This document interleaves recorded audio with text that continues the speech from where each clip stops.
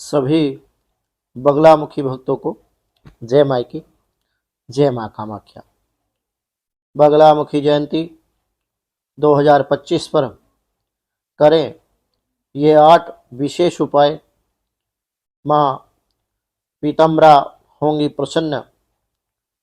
भक्तों, मैं आचार्य प्रदीप भारद्वाज माता श्री बगलामुखी पीताम्बरा के यूट्यूब चैनल के माध्यम से आप सभी भक्तों का हार्दिक स्वागत करता हूँ।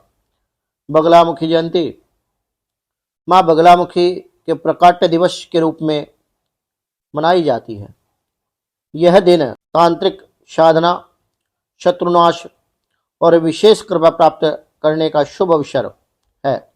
2025 में माता बगलामुखी की जयंती 5 मई 2025 को मनाई जाएगी। इस जयंती के दिन इन 8 विशेष उपायों को करने से माँ बगलामुखी की कृपा शीघ्र आप प्राप्त कर सकते हैं। तो कौन से हैं वो विशेष 8 उपाय? बगलामुखी मंत्र का जाप। यदि आपके पास माता श्री बगलामुखी पीताम्बरा के मंत्र की दीक्षा है तो आप माता बगलामुखी के मंत्र का जाप करके इस दिन बगलामुखी माता की विशेष कृपा प्राप्त कर सकते हैं। यदि आपके पास मंत्र की दीक्षा नहीं है तो आप माता बगलामुखी के सतनाम का पाठ, बगलामुखी चालीसा का पाठ, 36 या फिर 108 पाठ आप करके पीले वस्त्र पहनकर पीले आसन पर बैठकर भगवती बगलामुखी पीताम्बरा का आंख बंद करके पीत स्वरूप का ध्यान करते हुए पीले रंग का व्रत व भोग माता श्री बगलामुखी पीताम्बरा को अर्पित करें। माँ को चने की दाल, बेसन के लड्डू, पीले फूल, पीले फल और पीले अक्षत आप अर्पित करें। दिन भर व्रत रखें। माँ के मंत्रों का आप स्मरण करते रहें या फिर माता श्री बगलामुखी का स्मरण अपने मन में करते रहें। बगलामुखी यंत्र की स्थापना आप एक काष्ठ की चौकी पर पीला वस्त्र बिछा करके आप बगलामुखी यंत्र की या माँ की तस्वीर की स्थापना करें और उसके समक्ष एक देसी घी का दीप जला करके 1 चुटकी हल्दी आप दीपक में अवश्य डाल दें। हल्दी से तिलक करें। माता बगलामुखी को धूप दीप निवेद्य अर्पित करें।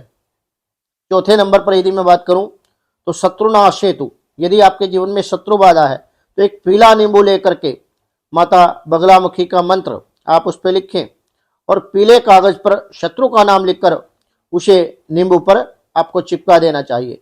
मंत्र जप के बाद या चालीसा या सतनाम के बाद आप उसे बहते जल में प्रवाहित कर सकते हैं। ऐसा करने से आपके जीवन में आपको शत्रु बाधा से अवश्य मुक्ति मिल जाएगी। अब 5वें नंबर पर यदि बात करूं तो पीपल के पेड़ के नीचे आपको इस दिन सरसों के तेल का दिया अवश्य जलाना चाहिए। शाम के समय सरसों के तेल का दीपक पीपल के नीचे यदि आप जलाएंगे और हलीम बीज जो माता का बीज मंत्र है उस मंत्र का यदि जाप करेंगे तो बगलामुखी माता की विशेष कृपा अनुकंपा आपके जीवन में आप प्राप्त कर लेंगे। 6वें नंबर पर यदि मैं बात करूं तो काली हल्दी आपने सुनी होगी, तो काली हल्दी और पीली सरसों से रक्षा कवच आप बनाएं। इस प्रयोग को आप किस प्रकार कर सकते हैं तो काली हल्दी, पीली सरसों, सिंदूर को लाल कपड़े में बांधकर इन तीनों चीजों को आपको एक लाल वस्त्र में बांध देना है और ताबीज के रूप में इनको बांध करके आपको अपनी दाहिनी भुजा पर, अपने कंठ पर या जिस व्यक्ति के साथ में निगेटिव ऊर्जा लगी हुई है उस व्यक्ति के गले में यदि आप बांधें तो पूर्ण रूप से उसको लाभ मिलेगा। 7वें नंबर पर गुप्त दान करें। किसी गरीब ब्राह्मण या तांत्रिक साधक को चुपचाप आपको इस दिन पीली वस्तुओं का दान करना चाहिए, जैसे हल्दी, सोना, पीले वस्त्र, पीले फल, जो भी आपकी सामर्थ्य है उसके अनुसार। 8वें नंबर की यदि बात करूं तो रात्रि में बगलामुखी स्तोत्र का आपको पाठ करना चाहिए। बगलामुखी सतनाम जो है, बगलामुखी सतनाम का पाठ करना इस दिन विशेष रूप से आपके लिए लाभकारी रहेगा।